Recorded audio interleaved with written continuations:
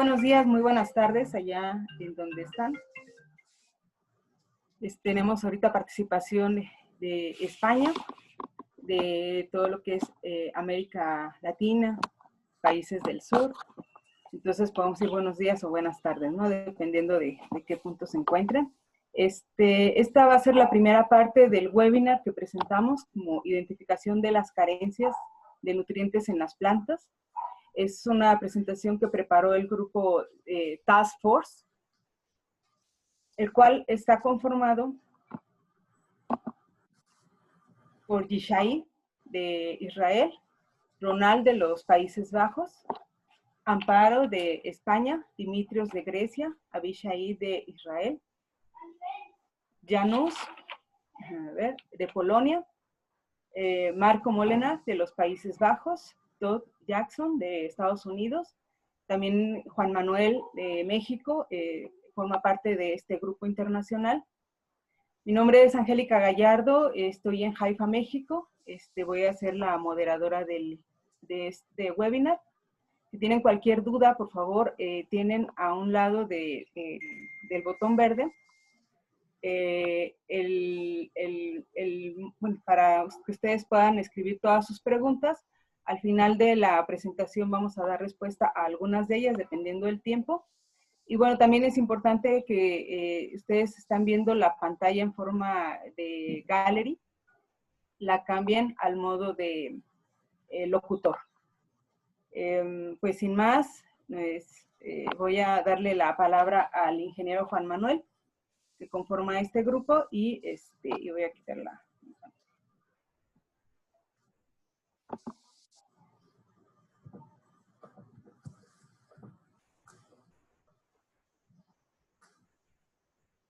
Gracias, Angélica.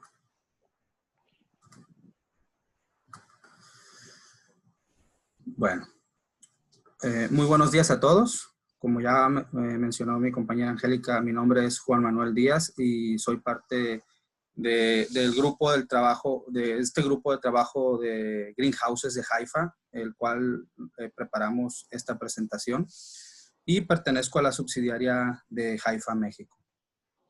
Muy bien, lo que vamos a presentar le hemos titulado Identificación y manejo de las carencias de nutrientes en las plantas. Prácticamente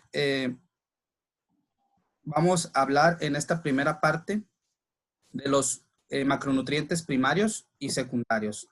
¿Cuáles son? Nitrógeno, fósforo, potasio, calcio, magnesio y azufre. Como visión general de toda esta plática para hablar de deficiencias o de carencias de estos elementos y cómo manejarlas, pues es necesario hablar del balance o el equilibrio correcto que todos estos elementos deben tener unos con otros, ¿no? Sabemos que hay cationes, hay interacción entre iones, cationes, aniones, hay sinergismos, hay antagonismos entre los mismos elementos. Entonces, siempre es importante recalcar esta parte, ya que pues, es importante, ¿no? Unos elementos se llevan mejor con otros que tienen, ¿no? Es importante hablar del agua y el pH. Es fundamental siempre revisar nuestra calidad del agua, a qué pH estamos manejando nuestra solución nutritiva, y con eso nosotros vamos a tener también una mayor eficiencia de nuestro nutriente en la solución. Hay rangos de pH idóneos para manejar cierto tipo de nutrientes y de eso vamos a hablar más adelante. La conductividad eléctrica también es importante, ya que pues obviamente los cultivos responden a la salinidad. Sabemos que manejamos sales en el caso de los fertilizantes. Y obviamente si tenemos una conductividad muy alta, podemos tener problemas de ciertos elementos, e incluso de la misma absorción de agua, ¿no? Así como si tenemos conductividades eléctricas muy bajas, pues vamos a tener deficiencias nutrimentales, pues no estamos aplicando la dosis correcta. La movilidad de los nutrientes también es muy importante, ya que hay elementos muy móviles en la planta. Hay unos parcialmente móviles y hay otros inmóviles. ¿Esto qué quiere decir? Prácticamente es para identificar en donde esperamos nosotros una carencia, una deficiencia de ese elemento. ¿En qué parte de la planta esperamos esa deficiencia? Dependiendo de la movilidad del mismo nutriente. Y pues obviamente siempre recomendar los análisis nutrimentales, ya sea de agua, de suelo, de tejido, de savia, que nos van a dar una guía de cómo ir manejando nuestra solución. Y bueno, como bien comentaba, en esta primera parte son los macronutrientes, nitrógeno, fósforo, potasio, y calcio, magnesio y azufre. Bueno, esa es prácticamente la visión general. Para comenzar, primero vamos a hablar un poquito de lo que es el equilibrio nutrimental y el balance que debe de tener. Nosotros lo representamos, o ustedes pueden encontrar muchas imágenes que van a estar representadas como un barril. ¿Qué nos dice esto? El barril o cada parte que conforma el barril, podemos decir que es un elemento. El agua con la que estamos llenando el barril es el potencial de rendimiento de nuestro cultivo. Entonces, si nosotros hacemos aplicaciones de algunos nutrientes y las llevamos a una dosis correcta en su requerimiento óptimo que ocupa ese cultivo, pero en algunos otros nos está faltando ese nutriente, por ahí se nos va a estar escapando nuestro rendimiento, por ahí se va a estar, ahora sí que saliendo el agua, ¿no? Se nos va a estar limitando la producción por ese nutriente limitante. Entonces, tener una deficiencia de un nutriente, pues causa un daño fisiológico en la planta que nosotros no vemos, o en el interior se está manifestando desequilibrios fisiológicos. Y lo que nosotros vemos es la deficiencia o el síntoma ya expresada en el follaje, en el fruto, y lo podemos ver como un iceberg, ¿no? La parte de abajo que no vemos y la deficiencia que ya es lo que estamos viendo en la parte de arriba. Entonces, todos los elementos deben y cumplen una función muy específica en la planta. Ningún elemento puede ser sustituido por otro.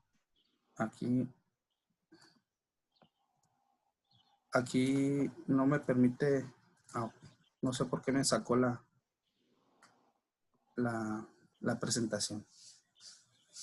Bueno, ningún nutriente suple a otro. Cada uno tiene una función específica en la planta y por lo tanto debe ser aplicado de esa manera. Entre la interacción de iones, pues sabemos que manejamos cationes y aniones. Cationes con cargas positivas, aniones con cargas negativas.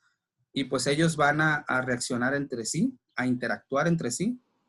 Y puede haber muchos antagonismos y sinergismos. Entonces, de ahí parte nosotros también la recomendación de cómo hacer más eficiente un elemento, por ejemplo, un calcio. Bueno, acompáñalo de un nitrato.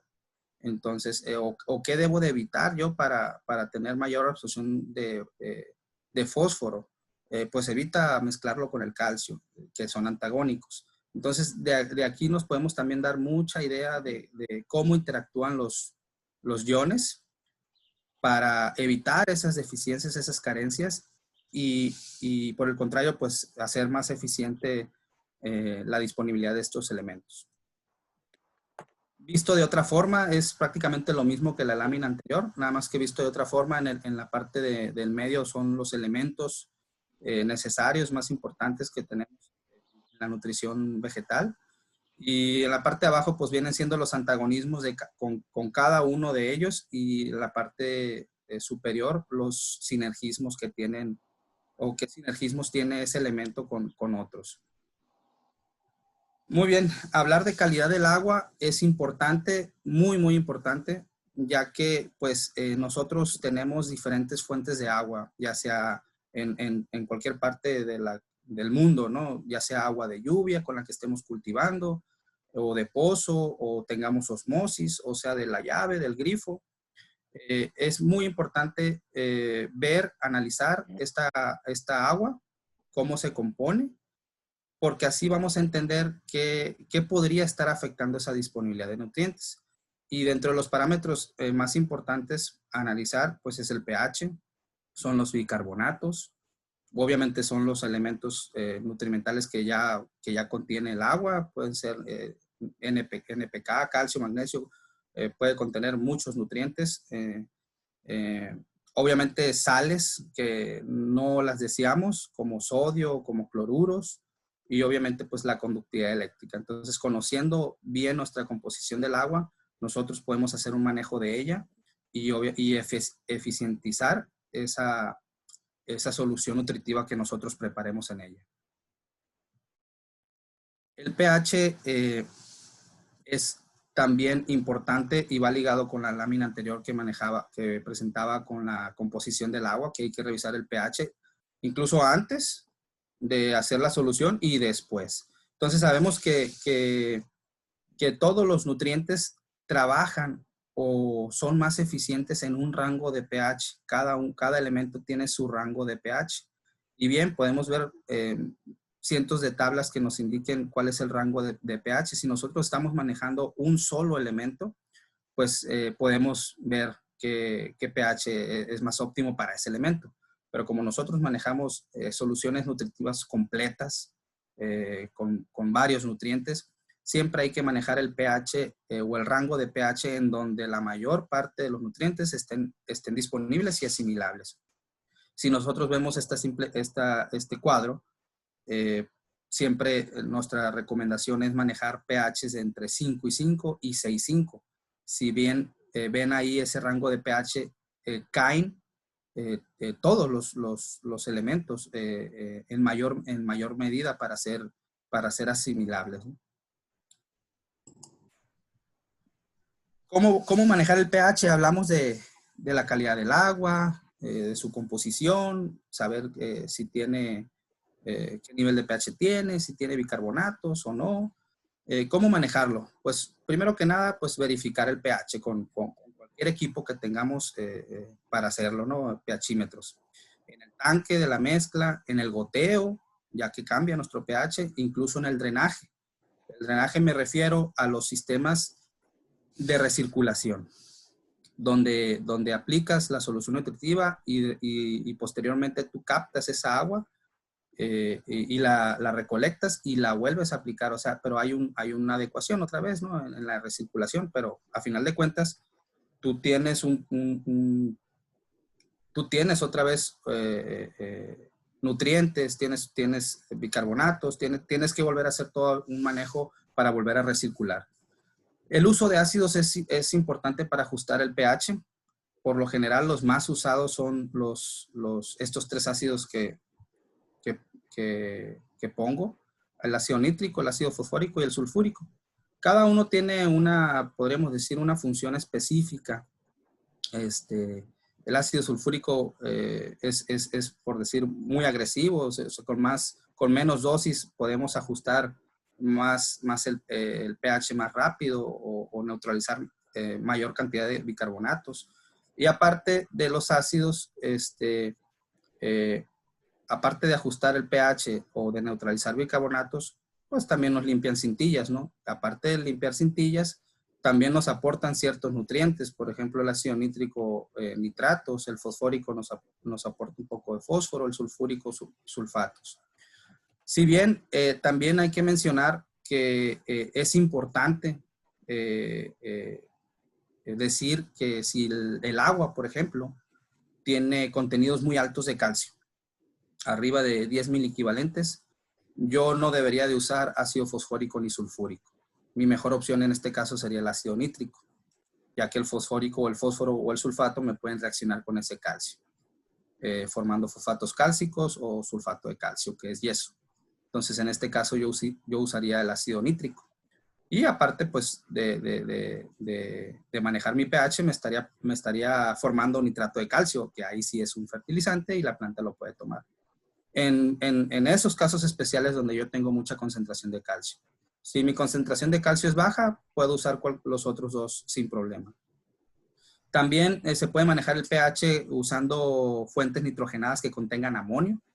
Nada más que aquí hay que cuidar muy bien la cantidad de amonio, sobre todo en zonas con alta radiación y temperatura, ya que el amonio, y en etapas de fructificación, ya que el amonio en esa etapa ya no sube. se queda en las raíces. Aquí es importante también decir que como ya estamos en una etapa de fructificación y tenemos una zona con alta radiación y temperatura, y si nosotros estamos aplicando amonio, nos va a competir con calcio y potasio, por ejemplo, que son también muy utilizados ya en esta etapa. Estamos aplicando grandes cantidades de potasio, grandes cantidades de calcio, y el amonio va a ser antagónico de eso. Entonces aquí lo mejor es dar nitratos, ¿no? Entonces hay que cuidar muy bien la cantidad de amonio. Y pues bueno, en esa etapa nosotros tenemos suficiente cantidad de amonio en Jaifacal, por ejemplo, en nitrato de calcio, incluso en nitrato de calcio prime, con un contenido muy bajo de amonio, que más adelante mi compañera Amparo va a hablar de ello. La conductividad eléctrica también afecta, como mencionaba. Hay conductividades eléctricas idóneas para cierto tipo de cultivos. Aquí nomás como ejemplo, una conductividad de 1.5 milisiemens por centímetro es ideal para berries, o para tomate, puede ser 2. Pero cada cultivo es muy específico la cantidad de salinidad que puede tolerar ese cultivo. Entonces, ¿qué queremos decir con esto? Hay que ver cuál es la tolerancia de ese cultivo, porque si nosotros tenemos una conductividad eléctrica alta, pues nuestra absorción de agua va a ser interferida. O va a gastar más energía la planta en tomar agua porque tenemos una concentración muy alta de sales en esa solución. Sí vamos a tener absorción de nutrientes, pero vamos a estar afectando la absorción de agua, ¿no? Y por el lado contrario, si tenemos una conductividad muy baja, pues la planta va a tener una absorción buena de agua, pero vamos a tener deficiencias nutrimentales porque no estamos dando la dosis correcta. Tenemos una conductividad baja, quiere decir que no hay una concentración buena de sales en esa solución. La movilidad de los nutrientes en esta parte es como para nosotros ver dónde esperamos la deficiencia o la carencia. Tenemos nutrientes móviles como nitrógeno, fósforo, potasio y magnesio. Y como son muy móviles en la planta, pues las deficiencias nosotros las observamos primero en hojas más viejas.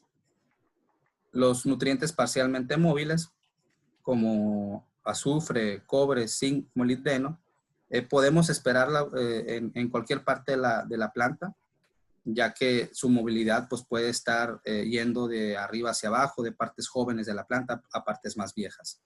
Y los nutrientes inmóviles como calcio, manganeso, boro y fierro, que son productos o elementos prácticamente que se mueven con el flujo de masas, que se mueven a través de la transpiración y con la absorción de agua, pues las deficiencias se observan primero en hojas jóvenes. Cuando no están llegando esos elementos a esas partes jóvenes de la planta, pues ahí se observan esas deficiencias de esos elementos.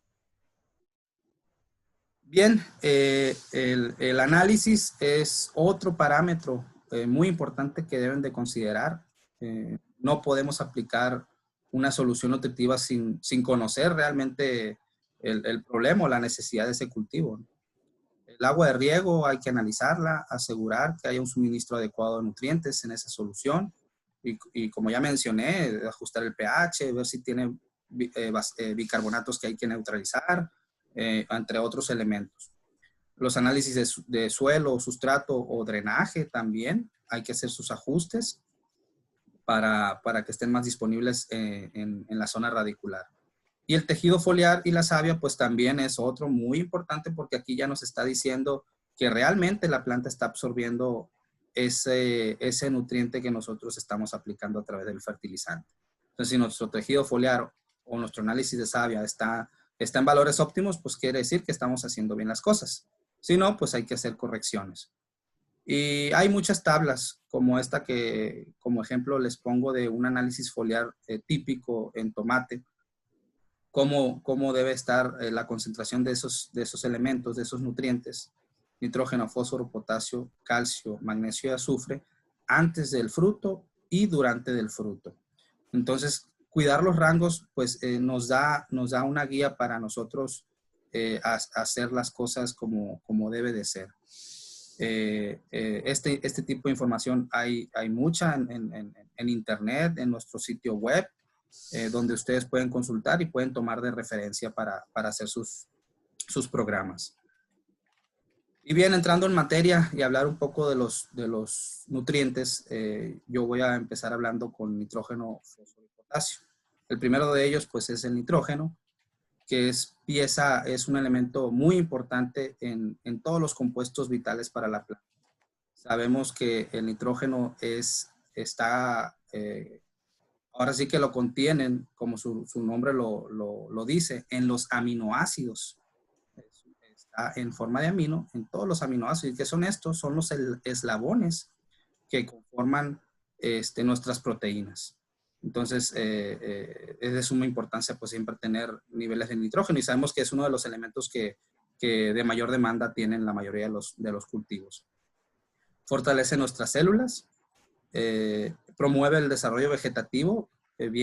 Si nosotros queremos un desarrollo vegetativo inicial, como normalmente son las aplicaciones fuertes de nitrógeno al inicio, promover el follaje, promover más hoja, y a su vez pues esto nos va a hacer que la planta tenga más capacidad fotosintética, más energía para realizar sus funciones fisiológicas, pues es importante el aporte de nitrógeno.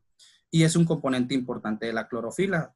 Más adelante vamos a revisar ahí esta parte y ustedes van a ver que el nitrógeno está ahí muy involucrado en esta formación de la clorofila.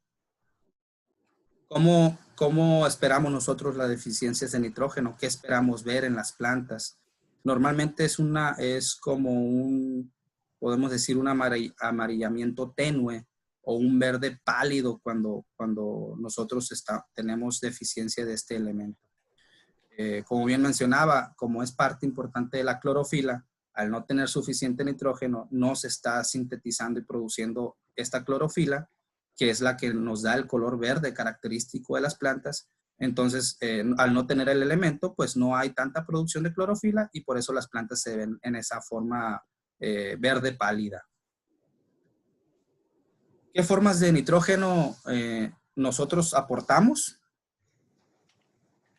Las plantas absorben el nitrógeno de dos formas, en forma de amonio y en forma de nitrato.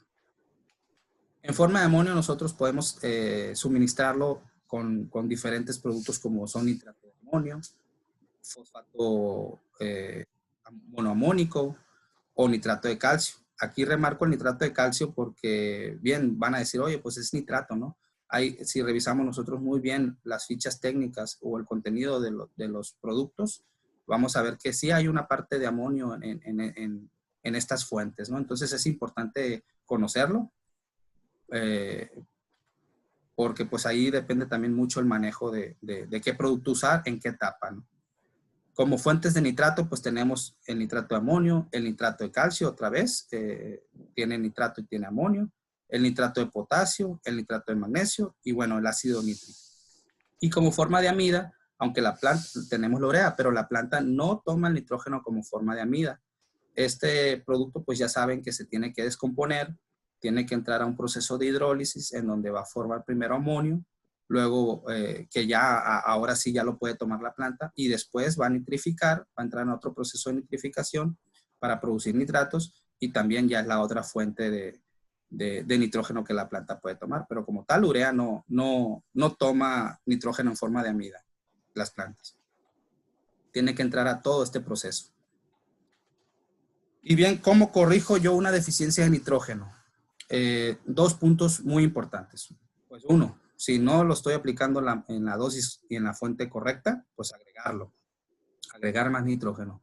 O si tengo yo mis parámetros bien, estoy agregando la dosis correcta, ya vi mi pH, ya revisé la calidad del agua, entonces ver con qué otro producto lo estoy limitando. Y en este caso es eliminar cloruros y eliminar azufre.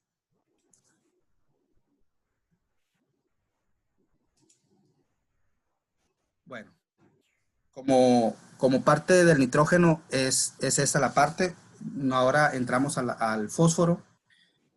Este elemento es sumamente importante. Yo creo que hay mucha literatura en la que podemos buscar y encontrar de este elemento, pero básicamente nosotros numeramos 4 funciones, las más importantes. El fósforo, pues está involucrado en todo lo que es la transferencia de energía de la célula. bien sabemos que la célula ocupa ATP, que es una molécula ya muy conocida, ¿no? Es la molécula de la energía de la planta. Entonces está involucrado en toda esta producción de síntesis y descomposición de carbohidratos para producir esa energía, que es la que nos ayuda a que la planta pues tenga energía para realizar sus procesos fisiológicos. Es un componente estructural de ácidos nucleicos. Aquí el fósforo participa fuertemente en los enlaces. ¿Qué son los ácidos nucleicos? Es el ADN de las células de la planta. Es la estructura del ADN. ¿Y cómo actúa el fósforo ahí? Hay una parte importante en la que el fósforo une esas moléculas con enlaces, se le llaman fosfodiéster. Entonces, pues ahí está el fósforo involucrado. En el desarrollo y funcionalidad de membranas celulares también, sabemos que las membranas celulares están compuestas de fosfolípidos y pues bueno, el mismo nombre, ¿no? Fosfolípidos es una cadena de ácidos grasos con el elemento fosfato ahí también y lo que nos ayuda pues a formar estas membranas. Y el fósforo pues se encuentra en los puntos de crecimiento más activos de las plantas. Si bien, como mencioné anteriormente, es el elemento relacionado a la energía de la planta y pues en los puntos de crecimiento de la planta es donde estamos o donde la planta está mayormente activa utilizando energía pues para seguir creciendo, para seguir formando fruto y pues por eso se concentra mucho en estos puntos. ¿Qué síntomas de deficiencia o cómo se ven estos síntomas de deficiencia? Una característica muy particular del fósforo que ustedes pueden reconocer inmediatamente es la coloración púrpura en las hojas. Como pueden ver en la segunda, bueno, incluso en la primera y segunda imagen. Este color característico inmediatamente te va a decir que es una deficiencia de fósforo. Se vuelven las hojas oscuras, quebradizas, las plantas se tornan pequeñas, no hay suficiente energía para la planta seguir creciendo. Y si la deficiencia es muy grande, ya es muy severa, empiezan a aparecer manchones o manchas marrones y pues empiezan a secar las hojas, la planta pues puede morir. Esta deficiencia también es muy característica cuando nosotros tenemos climas fríos, temperaturas por decir abajo de los 15 grados, es muy marcada la deficiencia de fósforo, ya que la planta, pues su metabolismo lo hace más lento, no gasta tanta energía y por lo tanto no tiene una mayor absorción de fósforo, ya que la absorción de fósforo se da de una manera muy activa. Entonces, en climas fríos es una deficiencia, un síntoma que puede esperarse.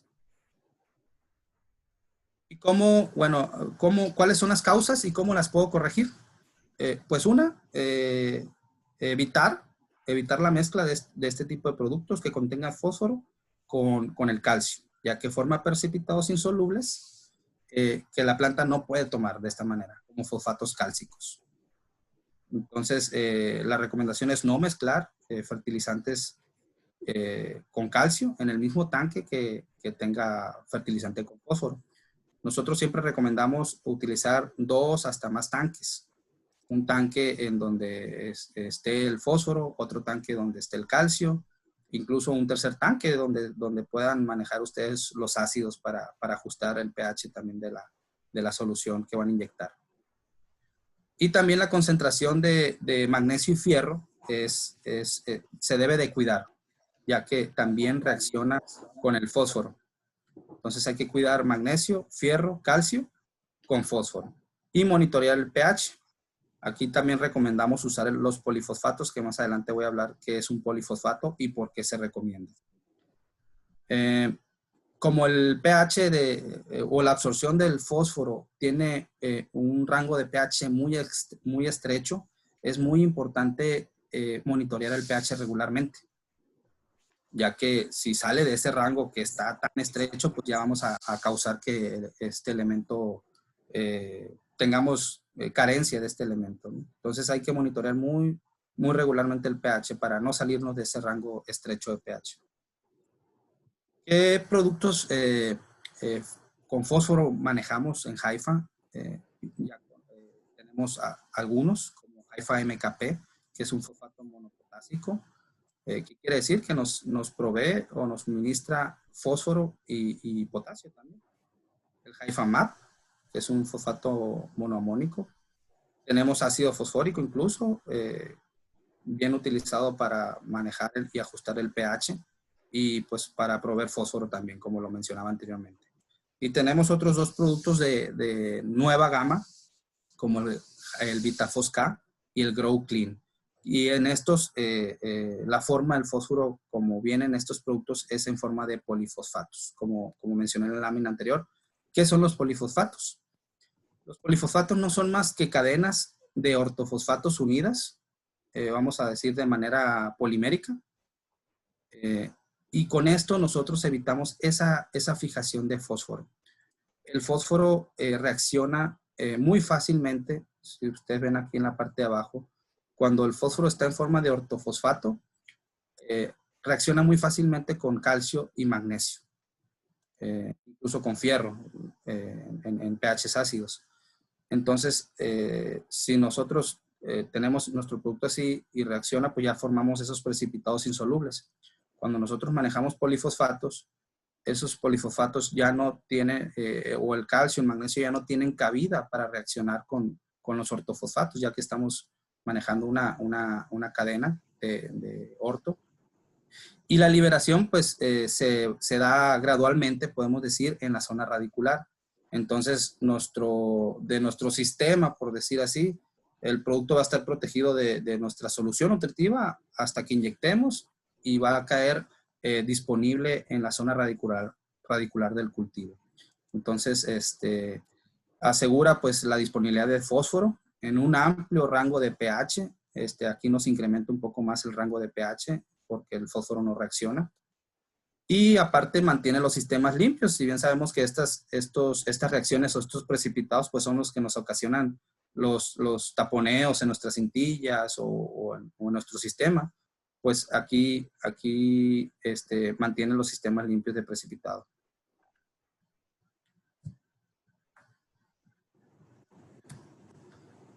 El tercer elemento del que les voy a hablar es el potasio.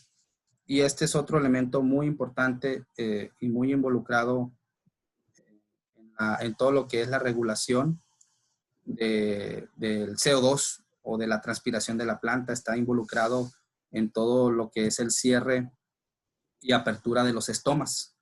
Es un elemento que está concentrado mucho también ahí en esa parte de los estomas y que está haciendo el mecanismo de abertura y cierre estomática. Entonces, nos regula pues todo lo que es la transpiración de la planta, ¿no? Y la regulación del agua de la misma. Pues, la transpiración pues va ligada con la misma regulación y con el equilibrio en la temperatura también de la misma planta. Es un activador de enzimas también necesarios para el crecimiento vegetativo y energía de la planta. Por decir, es un acarreador también de otros elementos. Y mejora el rendimiento y la calidad de los cultivos, que yo creo que este punto pues es el que más conocemos, ¿no? Que si nosotros queremos ya frutos, aumentar el tamaño de los frutos, mejorar la coloración, el sabor de los mismos, pues aquí la aplicación de potasio es muy importante en esta etapa. ¿Cómo podemos identificar o sospechar que estamos teniendo problemas con potasio? Pues aquí la clorosis o el amarillamiento de las hojas empieza en los márgenes, de la misma. Como vemos aquí en la primera imagen, empieza un amarillamiento. En esta otra imagen de la misma forma. Aquí se ve representado de otra manera, es otro cultivo. Y pues el daño va avanzando, ¿no? Va avanzando hasta que toda la hoja se torna de este color amarillo. En el caso de los frutos, pues vemos y observamos una maduración desigual. Como bien mencioné ahorita, pues está ligado a la formación del fruto, a la coloración, al sabor. Entonces, si nosotros queremos una maduración uniforme y una coloración uniforme, pues aquí el potasio influye fuertemente. Entonces, si nosotros estamos viendo esto en nuestros frutos, este tipo de coloraciones, muy probablemente tengamos una deficiencia de potasio o incluso un desequilibrio con otros cationes, potasio-calcio, potasio-magnesio, y hay que revisar esta esta parte también, en la que nosotros podamos detectar esta deficiencia. ¿Cómo corrijo yo la deficiencia de potasio? Dos grandes recomendaciones. Pues una, de agregar más potasio si no está siendo aplicado de la forma y de la manera óptima o en la dosis correcta. A lo mejor me está faltando agregar más cantidad. Y si estoy agregando la cantidad correcta, si yo veo que sí estoy aportando suficiente, pues tengo que ver los sinergismos y antagonismos que puedan estar causando. En este caso, disminuir a lo mejor la cantidad de calcio y magnesio. Y sabemos que ambos, calcio y magnesio, son cationes y potasio también es catión. Entonces, compiten mucho por la absorción dentro de la planta. Entonces, parte de los desequilibrios que mencionaba ahorita en el fruto es eso también, checar los equilibrios que hay entre potasio-calcio, potasio-magnesio. Entonces, hay que manejar muy bien estas relaciones. ¿Y qué fertilizantes con potasio manejamos, ofrecemos a todos? Pues es la ya conocida marca Multica, que es nitrato de potasio. Haifa MKP, que también lo mencioné en el elemento anterior, que aparte de darme fósforo también me da potasio. No me da nada de nitrógeno, también es un elemento muy recomendado en etapas de fructificación, donde ya no queremos aportar tanto nitrógeno y solamente estamos aportando fósforo y potasio. Haifa Sop, que es sulfato de potasio, en el cual pues estamos dando azufre y potasio. Y Multica Resi, que ese es un nuevo producto muy diseñado y hecho para cultivos con alta sensibilidad de sodio. Cultivos muy sensibles al sodio, puede decirse berries como un ejemplo, o sistemas donde recirculen el agua. Sabemos que en cada recirculación nosotros vamos teniendo acumulación de sodio en nuestro sistema. Entonces, en cada recirculación nuestros niveles de sodio van aumentando. Entonces, con este producto evitamos esa acumulación de sodio. Muy ideal para ese tipo de sistemas también. Y bueno, por mi parte es todo. Voy a ceder la palabra a mi compañera Amparo para que les hable de los siguientes elementos y les agradezco su presencia.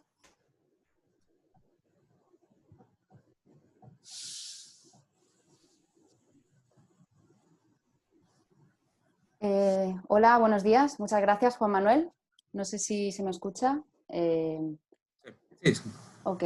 Pues nada, buenos días, buenas tardes, dependiendo de dónde se encuentren. Yo voy a hablarles a continuación de los macronutrientes secundarios, que Amparo, por su nombre, ¿sí? Presentación en forma de pantalla, porque se ve. Si la puedes poner en forma de ¿Sí? pantalla completa, porque está dividida en dos partes. Ajá. Se ve como... Ok. Un segundo. La vista del locutor. Okay. A ver. ¿Se ve ahora? Sí, perfecto. Sí. Ok. Vale. Pues eso, los macronutrientes secundarios no deben confundirnos, ya que por su nombre parece que sean menos importantes para las plantas, pero no es así, simplemente se necesitan en menores cantidades. El primer elemento del que voy a hablar es el calcio, que es conocido por todos, y es un elemento sumamente importante, porque por un lado forma parte de las paredes celulares, por otro lado también es componente de las membranas y también determina mucho la calidad de la planta y en especial la del fruto, ya que es un elemento que le confiere dureza, firmeza y de alguna manera también su sanidad depende en cierta parte de él. Hemos elegido un par de fisiopatías muy típicas que podemos adjudicar a las carencias de calcio, como es el blossom end rot o pudrición apical del fruto, que suele darse sobre todo en solanáceas y este tipo de plantas cuyo fruto crece rápidamente. Aquí tenemos ejemplos, por ejemplo, de cómo se vería en tomate, en pimiento o berenjena. Y es un problema pues, bastante frecuente cuando no manejamos bien el calcio. Otro tipo de fisiopatía también muy común es el de la punta de hoja quemada o tip burn, en la que aquí en la foto podemos ver un ejemplo de hoja de fresa en la que vemos que el borde se llega a necrosar y puede originar pudriciones y no es nada deseable, sobre todo en aquellos cultivos en los que comercializamos la hoja. En los cultivos de hoja ya directamente es un problema esencial y verdaderamente importante. Las posibles causas de la carencia de calcio pueden ser la alta humedad relativa, una baja transpiración, mala absorción de agua o unas condiciones climáticas inestables. Cualquier cosa que tenga que ver con el desequilibrio hídrico, porque al final no debemos olvidar que el calcio es un elemento poco móvil que normalmente viene toda su movilidad en la planta y su translocación viene generada casi por completo por lo que es la transpiración, con lo cual es muy dependiente de esta, de cuál sea su ritmo, su intensidad, etc. En una transpiración normal, donde todo esté equilibrado, pues todos los elementos, entre ellos el calcio, pasarían al fruto de manera natural. Sin embargo, ¿qué pasa? Que cuando tenemos una transpiración excesiva, debido a cualquier desequilibrio, va a tirar fuertemente, digamos, va a hacer un efecto muy fuerte sobre este calcio, de manera que va a ir directamente a las hojas sin pasar por los frutos, con lo cual nos va a originar este tipo de fisiopatías, como hemos dicho, por ejemplo, el Blossom and Rot, con lo cual debemos vigilar siempre que el aporte de agua sea muy estable, de una manera equilibrada y que no tengamos altibajos, los menos posibles. ¿Cuándo podemos observar carencias de calcio? Pues sobre todo tenemos que tener en cuenta que el calcio es un catión y como catión pues, va a competir con el resto de cationes en la solución nutritiva a la hora de ser absorbido por la planta. Por tanto, es muy importante que hagamos análisis para tener claro cuáles son nuestros ratios entre cationes, cuál es nuestra situación real con este y el resto de cationes, ya que aunque una solución lógica pueda ser incrementar la concentración de calcio, no siempre vamos a obtener un resultado positivo o vamos a satisfacer esa carencia. Debemos tenerlo siempre en cuenta. También, como he comentado, la distribución del agua debe ser muy uniforme y debemos garantizar una buena distribución, porque con cualquier desequilibrio y cualquier exceso, falta de riego, todo este tipo de malas prácticas, al final va a redundar en posibles carencias de calcio, nos puede perjudicar. El sodio, al final, es un ion que nos produce salinidad y que no solo va a impedir la absorción del calcio, sino la de cualquier elemento positivo que queramos introducir en la planta. Por tanto, hay que controlar mucho los niveles de sodio, porque también pueden interferirnos con el calcio. A la hora de corregir las carencias de calcio, está comprobado que un método muy bueno para corregirlo es, sobre todo aquellas carencias que necesitamos corregir rápidamente, es mediante aplicación foliar. Es una muy buena solución cuando lo que queremos es corregir un problema, sobre todo si es puntual y si lo queremos hacer de manera rápida. Pero no debemos olvidar o dejar de lado la nutrición general de la planta, que debe ser pues, por nutrigación y de manera constante. Esto es una buena solución si lo que queremos es hacer un arreglo rápido y una corrección rápida. Y dentro de las aplicaciones foliares, curiosamente, se ha comprobado una muy buena efectividad al hacerlo por la noche, donde la transpiración baja bastante el ritmo, con lo cual tiene bastante éxito. El fertilizante más típico con el que aportamos calcio es el nitrato de calcio. Y en Haifa tenemos dos productos principalmente en esta gama, que son el nitrato de calcio estándar o grado invernadero y el Haifa Cal Prime, que es más concentrado. La principal diferencia radica en la cantidad de calcio que aportamos, siendo del 33% en el Prime frente al 26,5% en el estándar. Y la otra gran diferencia, como antes ha comentado mi compañero, es la cantidad de amonio que aportamos, de nitrógeno en forma amoniacal. Tenemos un 0,3%, que es prácticamente cercano a cero, frente al 1,1% del estándar. Con lo cual es un producto especialmente indicado para aquellas zonas en que la radiación solar o la temperatura es bastante alta y un contenido de amonio muy alto podría incluso darnos algún problema, incluso algún tipo de toxicidad, sobre todo en países o latitudes cálidas como pueden ser las nuestras, que debemos vigilar muy bien cuando utilizamos el nitrógeno en esta forma. Por lo tanto, es un producto que funciona y que está dando muy buenos resultados, el Prime. El siguiente elemento es el magnesio, que también es muy importante simplemente porque es fundamental en la síntesis de la clorofila e influye en la fotosíntesis, que al final es la principal función de la planta. También está presente la activación de enzimas necesarias en el crecimiento vegetativo de las plantas. Si miramos la propia molécula de la clorofila, podemos ver que el magnesio forma parte del corazón de la misma. Ahí vemos lo importante que es dicho elemento y que sin él pues, la planta no podría hacer la fotosíntesis y no podría tampoco formar carbohidratos. De la misma manera, está involucrado en la generación de energía por las reacciones enzimáticas en las que forma parte.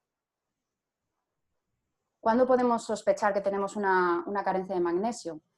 Pues los típicos síntomas de las carencias de magnesio son el amarilleo internervial, como podemos ver en las fotos, que al ser un elemento móvil pues va a aparecer primero en las hojas más viejas, pero a medida que se va empeorando la carencia y va aumentando, podemos incluso verlo en hojas más jóvenes, incluso estas hojas jóvenes podrían llegar a caerse. Uno de los trucos o métodos para saber que tenemos una carencia de magnesio y no otro tipo de carencia es, si observamos la primera foto, vemos que la forma en que se produce el amarilleo genera una especie de triángulo verde en la base de la hoja. Este triángulo es muy característico de las carencias de magnesio y seguro que lo habrán podido observar en muchísimas ocasiones. Los fertilizantes con magnesio que Haifa tiene en su portfolio, pues tenemos el sulfato de magnesio Vitermag, el nitrato de magnesio Haifa Mag y luego tenemos numerosas formulaciones de NPK con el nombre de Polyfit que están enriquecidos con magnesio. ¿Por qué podemos tener carencia de magnesio? Pues muchas veces también al ser un catión ocurre como con el calcio, que compiten calcio, potasio, amonio en lo que es la absorción del magnesio por la planta. Por lo tanto, también debemos vigilar estas proporciones de los cationes, estos ratios. Es aconsejable, enseguida que tengamos algún tipo de carencia, observemos algo, es aconsejable realizar análisis foliares, de agua, etc.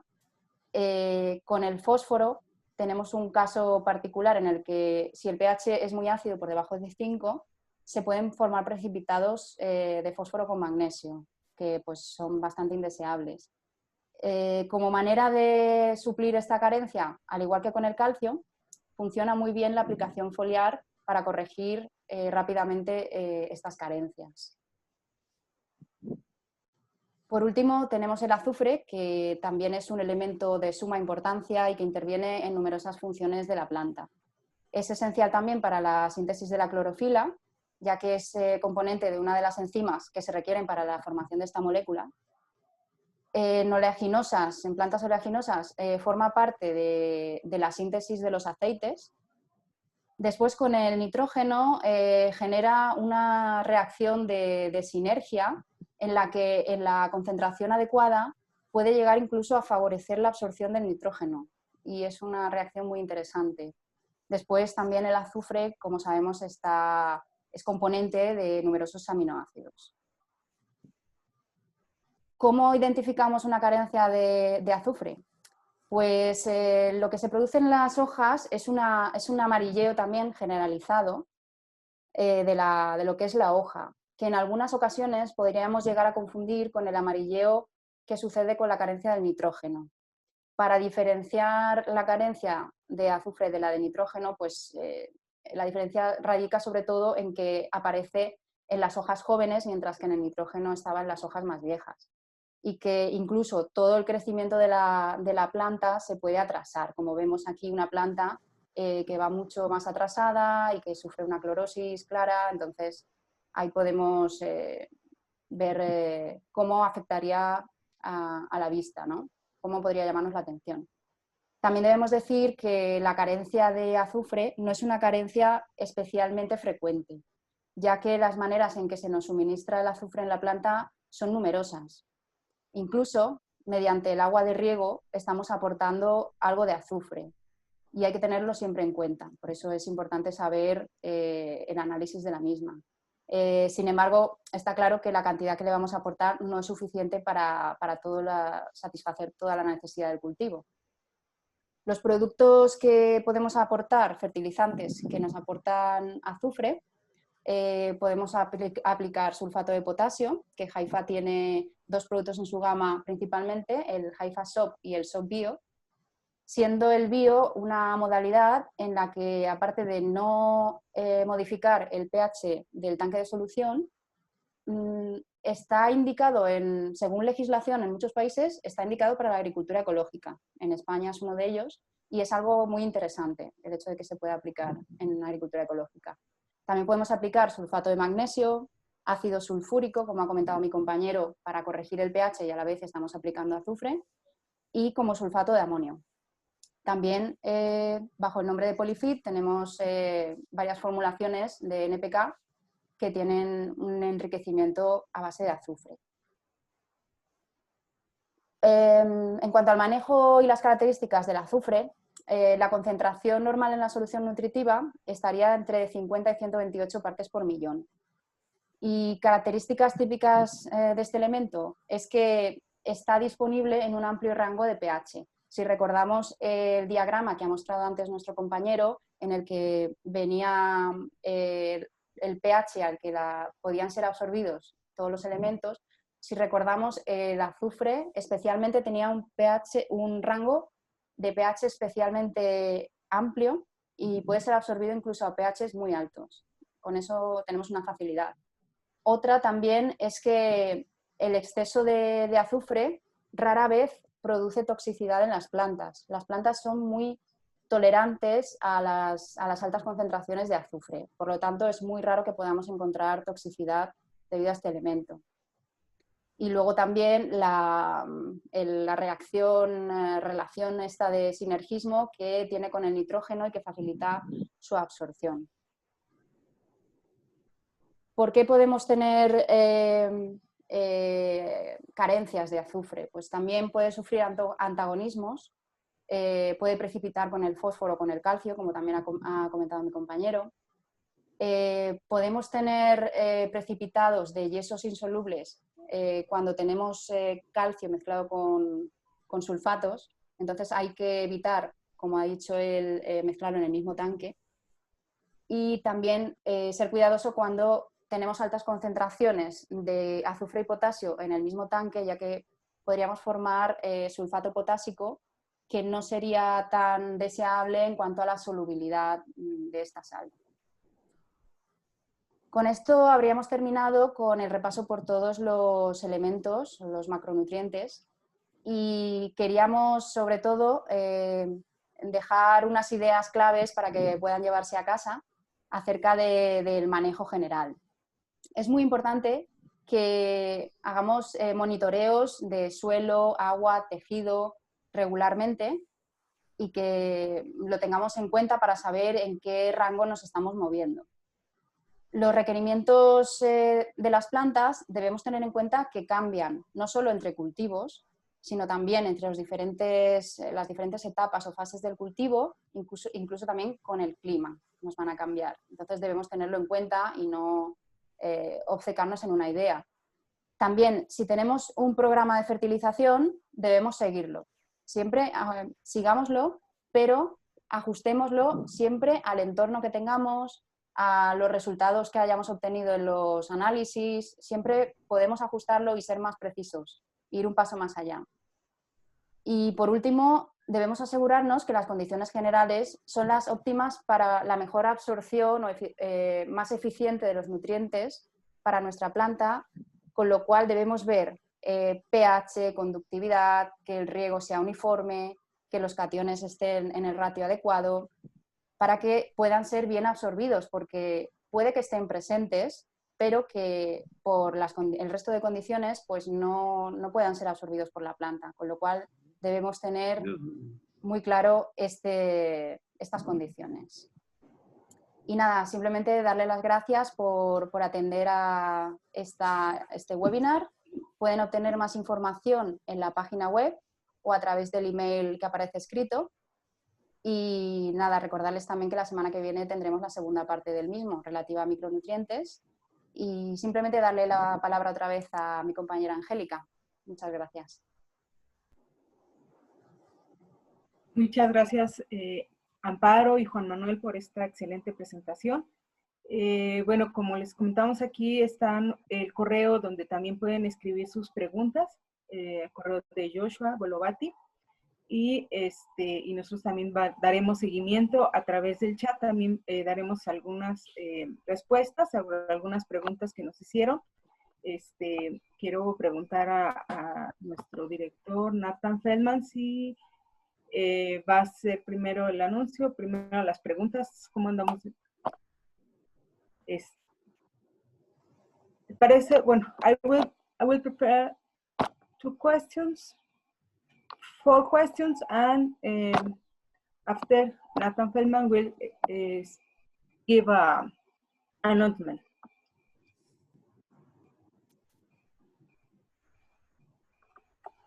Bien,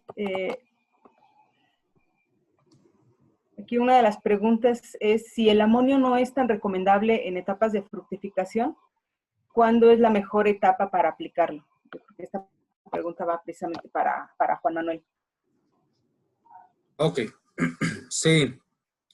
Bueno, hay que tener cuidado con la aplicación de amonio en etapas ya de fruto, de formación de fruto, como mencioné en la presentación, ya que el amonio en esa etapa donde nosotros también estamos aplicando cantidades grandes de potasio y calcio, puede competir. Entonces vamos a tener ahí un desbalance o vamos a tener menos eficiencia en el potasio y en el calcio por estar dando amonio. Y la otra es, si en las zonas en donde nos encontremos hay alta radiación y alta temperatura, el amonio no sube.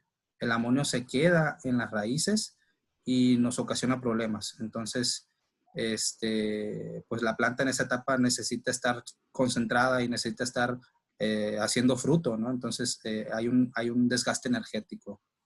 La mejor etapa del amonio es siempre al inicio. Al inicio, cuando nosotros queremos desarrollo vegetativo, hacer más follaje, esa es la mejor etapa. Nosotros decimos que en esa etapa debe de ser unas 3 partes de amonio contra 1 de nitrato. Y en la etapa de fruto tiene que ser al revés, incluso, o todo nitrato, ¿no? El amonio en la etapa de inicio de desarrollo vegetativo es buena, porque además el amonio pasa directo, lo absorbe y pasa directo a formar aminoácidos y proteínas. En cambio, en una etapa de inicio, tú absorbes nitrato y se tiene que reducir a amonio. Entonces, aquí hay que cambiar. Más amonio en el inicio y más nitrato al final. Esa es la mejor recomendación. Okay. A ver, una pregunta para Amparo. ¿A qué se debe que la aplicación de calcio foliar sea más efectiva durante la noche? Ok, pues bueno, hay literatura al respecto, pero básicamente si aplicamos de noche en lugar de día, vamos a estar evitando todas las quemaduras por incidencia directa de los rayos en las gotas. También los poros en general del tejido van a estar más abiertos durante la noche, los estomas menos, pero va a reducirse la tasa de transpiración. Y al reducirse el estado hídrico de la planta pues va a ser más equilibrado, más ralentizado, más estable, con lo cual esta estabilidad hace que el flujo sea constante y que facilite la translocación del calcio.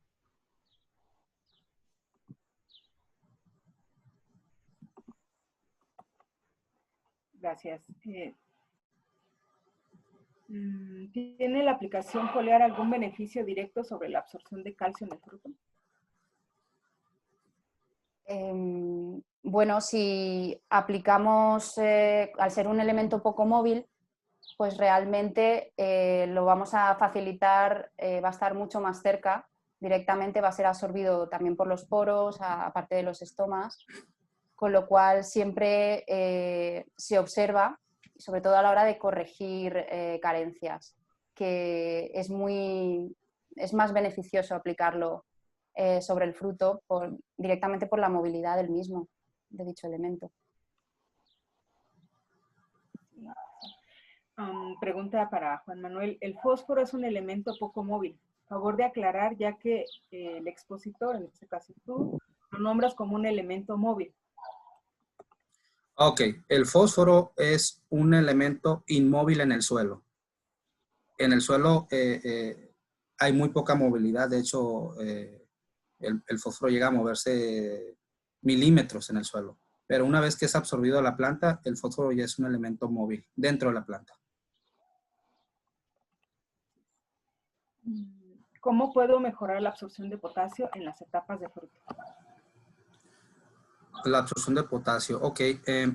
Bueno, aquí hay que hablar de qué fuentes de potasio nosotros podemos disponer. Existen 3, que es cloruro de potasio, sulfato de potasio y nitrato de potasio. Dentro de las 3, la mejor de ellas es el nitrato de potasio, por 3 grandes razones.